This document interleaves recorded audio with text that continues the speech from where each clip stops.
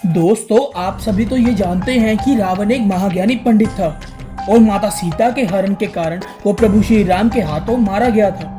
पर क्या आप जानते हैं कि जब रावण मरणासन अवस्था में पड़ा हुआ था, तब प्रभु श्री राम ने लक्ष्मण जी को उससे जीवन से जुड़ी शिक्षा लेने के लिए कहा। और सबसे बड़ी हैरानी की बात यह है कि रावण ने अपने सबसे बड़े शत्रु को यह शिक्षा भी दी। तो आइए दोस्तों, जानते हैं कि रावण ने लक्ष्मण जी को कौन सी 3 बातें बताई थी जो आपके और हमारे जीवन को बदल सकती हैं।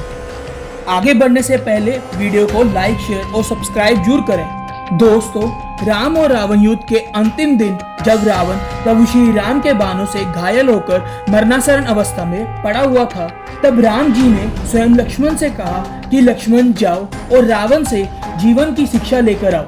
अपने बड़े भाई प्रभु श्री राम की बातें सुनकर लक्ष्मण भी असमंजस में पड़ गए और बोले कि एक अत्याचारी राक्षस जीवन से जुड़ी शिक्षा कैसे दे सकता है। यह सुनकर श्री राम बोले, लक्ष्मण, यह मत भूलो कि रावण राक्षस के साथ साथ एक महाज्ञानी पंडित भी है, इसीलिए तुम जाओ और रावण के मरने से पहले उससे कुछ ज्ञान ही प्राप्त कर लो। यह सुनकर लक्ष्मण जी रावण के पास गए और उनसे शिक्षा देने के लिए कहा। तब रावण ने लक्ष्मण जी को जीवन से जुड़ी 3 शिक्षाएं दी।